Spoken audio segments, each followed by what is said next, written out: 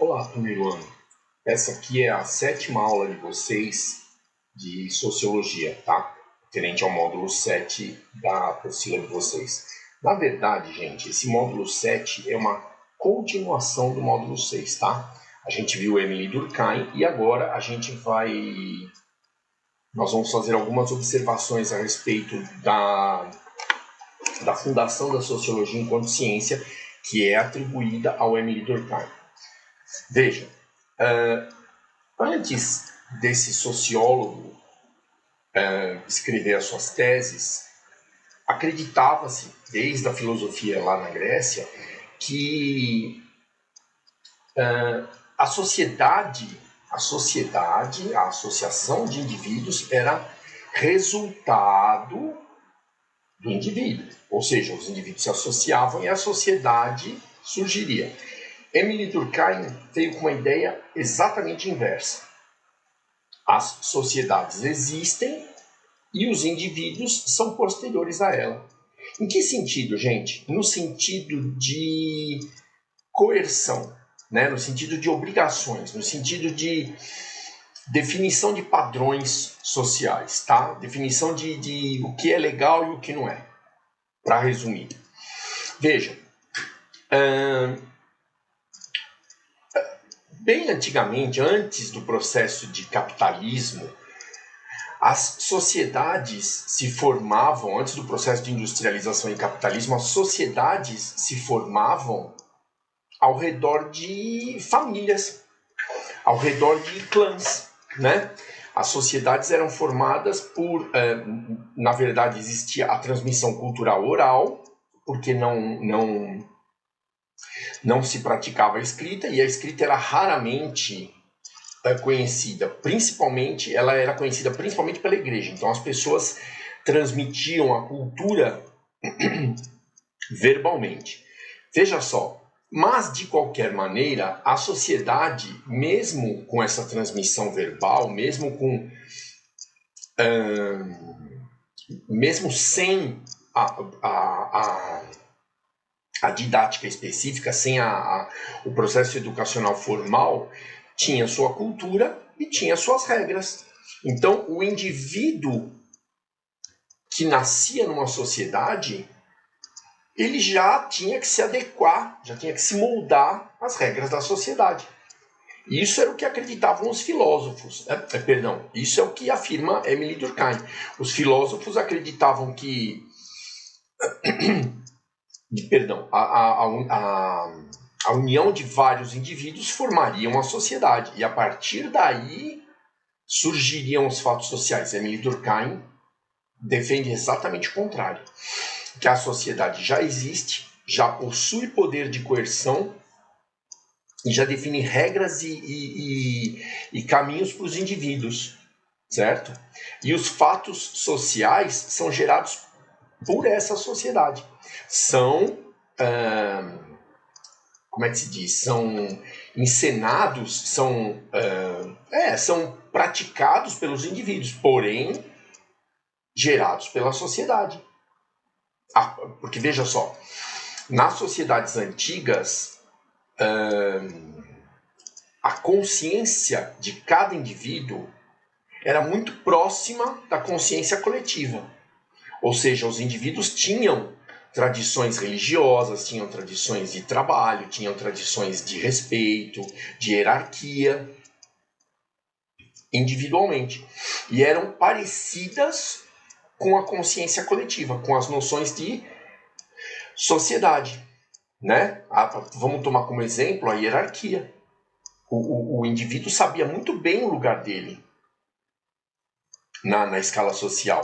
E a sociedade também definiria esse lugar. Então veja que o pensamento individual, a consciência individual, era muito parecida com a consciência coletiva. Porém, nas sociedades mais modernas, gente, onde existe mais liberdade de pensamento, existe uma diversidade maior, as consciências individuais são, como eu disse, diversas. Então, a consciência coletiva, ela não é formada das consciências sociais. Ela é um padrão social. Ela é um molde de preceitos limitadores, né, de normas limitadoras para convivência.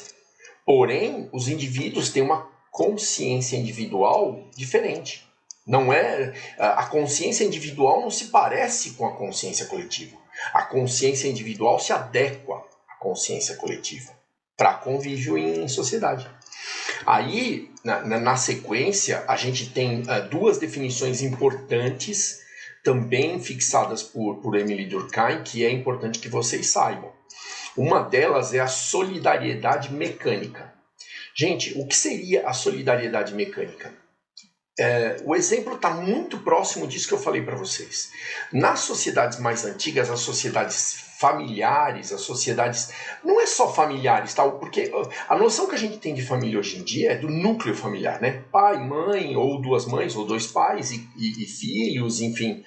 No máximo avô, avó, genro, tal. É aquela coisa, núcleo familiar mesmo. Antigamente, nos primórdios da sociedade, as famílias abrangiam os amigos próximos, os parentes de sangue, fora, além do núcleo familiar, isso aí está no módulo 6. Então, a família passava a ser um clã. Então, o que se chamava de família era uma família muito maior, muito grande. Né? O que se chamava de irmãos, de primos, eram coisas muito mais distantes do que nós temos hoje. Nesse ambiente acontecia muito a solidariedade mecânica, porque as pessoas pensavam do mesmo jeito. As pessoas obedeciam o mesmo chefe do clã e os anciões, né? Os anciões, eu não sei exatamente qual é a forma correta, porém, existia uma hierarquia definida de pensadores de uma família, né? de tomadores de decisão dessa família. E as pessoas respeitariam as decisões tomadas por eles. O trabalho também não tinha uma grande divisão. O trabalho era praticamente o mesmo, né?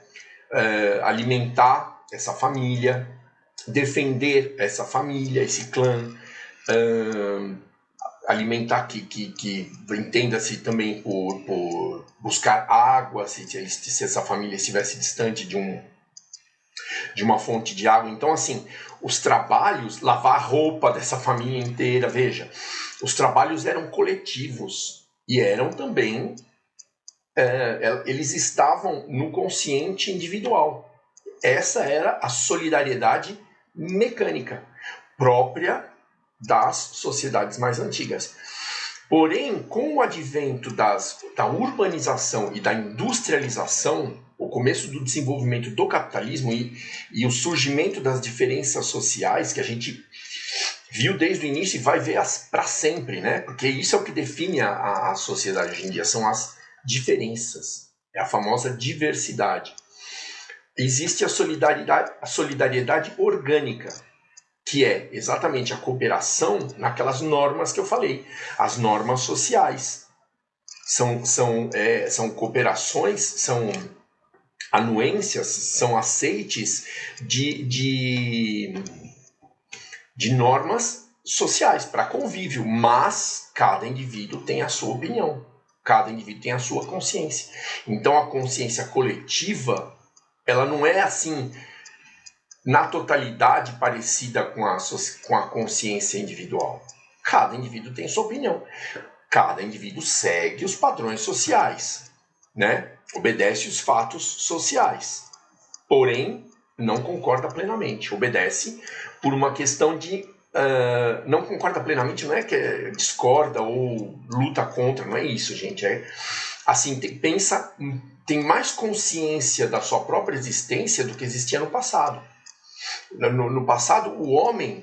Tá, eu vou fazer uma analogia bem grotesca, né? Bem bizarra, como vocês dizem. Nas sociedades primordiais, né? Nas sociedades onde existia essa formação de família muito grande, né? Que a gente chama de clã, o indivíduo ele tinha consciência da coletividade. O importante para ele era a manutenção dessa família. Ai, perdão, desculpa, gente, eu tô com alergia hoje, tossindo e com o nariz coçando bastante. Gente, por exemplo, um clã, todos os homens desse clã, eles defenderiam esse clã do ataque de outro. Por terra, assim, para posse de terras, por posse de uma fonte de água, enfim, por N motivos, comida, enfim. As comunidades eram diferentes, as sociedades eram diferentes.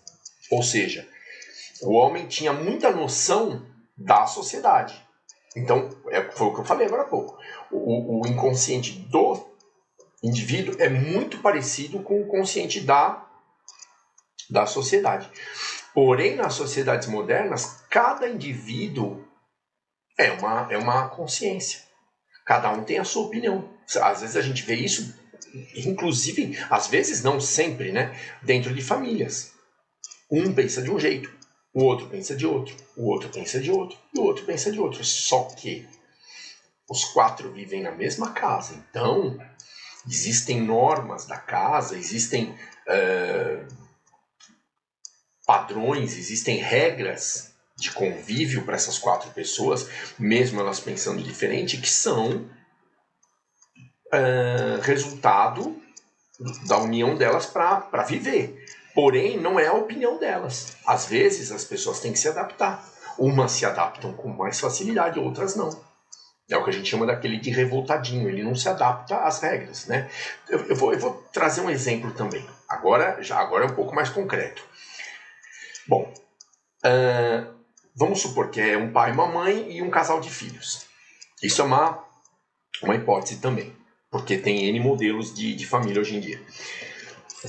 Então, o pai trabalha o dia inteiro, a mãe também trabalha o dia inteiro, que é uma tendência da atualidade, e as 2 crianças estudam. Vamos supor, a menina está no ensino médio e o menino está no Fundamental 2, está quase chegando no médio, lá está no 8º, 9º ano, sei lá. Muito bem, gente, vamos supor que este menino, que eles moram na mesma casa, né? Tem o quarto dos pais, é o quarto da menina e o quarto que mora o menino. Os pais, eles se responsabilizam por comprar alimentos, manter as contas da casa, tipo luz, água, internet, imposto, enfim, blá blá blá, aquela coisa toda. A menina é organizada, então ela arruma o quarto dela, ela limpa, passa aspirador e coisa e tal. Gente, isso é um exemplo, tá? Guarda a roupa dela na gaveta. Já o menino, o quarto dele é uma bagunça, é uma sujeira. A mãe pede para ele pelo menos arrumar o quarto, nem isso ele quer, nem isso ele faz. Fica aquela bagunça total, ou seja, ele não se adequa às regras sociais, às regras da casa. Por quê? Ele pensa diferente. Para ele, tudo bem, deixar relaxado, jogado, cada coisa para um lado e tal. Ele nem acha o controle do videogame, que tem um monte de roupa em cima. Todos são assim? Não. Todos pensam no bem-estar da casa? Também não. Cada um pode ter a sua ideia, cada um pode ter a sua opinião. Porém, enquanto família, esse núcleo familiar se encaixa. O pai ajuda a mãe ajuda o pai, a menina ajuda o casal, a mãe e o pai. Já o menino não. Percebe? Então, assim, apesar das consciências individuais serem diferentes, a menina queria levar outra vida. Porém, enquanto ela está na casa dos pais, ela vai seguir as normas da casa dos pais. Quando ela tiver o cantinho dela, aí ela faz as normas. Ou não. Não sei. Talvez ela se adeque tanto que não saia nunca. Não sei, gente. Isso foi só um exemplo, tá? De adequação da consciência individual à consciência coletiva. Por quê? Para a gente lembrar, na solidariedade mecânica, todo mundo praticamente pensa igual. Todos os indivíduos praticamente pensam da mesma forma. Sabem das obrigações deles. Todos têm praticamente as mesmas obrigações. Na solidariedade orgânica, as regras em comum, as regras que todos devem seguir, são determinadas pela sociedade, para que haja bom senso e capacidade de convivência, certo? Civilidade. Porém, as pessoas não pensam da mesma forma. Um quer uma coisa, outro quer outra. Mas, para conviver em sociedade, as pessoas seguem as regras. Disso tudo, a gente conclui o quê? Quem veio antes, o ovo ou a galinha? O indivíduo ou a sociedade? Na opinião dos filósofos antigos, o indivíduo teria vindo antes e se agrupado, porque o ser humano é um ser social e formado a sociedade. A partir daí surgem as regras. Na opinião de Émile Durkheim, é exatamente o contrário. A sociedade já existia, tanto que o nome desse módulo é primado da sociedade. O que significa primado é a existência anterior. A sociedade já existia quando surge o indivíduo e ele que se adequa às regras. Ele acaba fazendo parte da engrenagem maior que é a sociedade, sendo uma engrenagem menor. Eu espero que vocês tenham entendido isso que eu falei, tá? O módulo 7 da apostila de Sociologia do primeiro ano é praticamente continuação do 6. Tá? No módulo 6 a gente falou sobre Émile Durkheim, falou sobre o fato social, coisa e tal. E agora a gente detalhou melhor as teorias, né? Por que Émile Durkheim é considerado o pai da sociologia? Porque ele afirmava que a sociedade ela tem primazia sobre o indivíduo. Ou seja, ela veio antes. Aí o indivíduo que vem depois, ele se adequa à sociedade. Através dessas normas de convívio, que são os fatos sociais também. Tá bom, gente? Eu espero que eu tenha melhorado a forma de entender isso tudo e desejo a todos um bom estudo.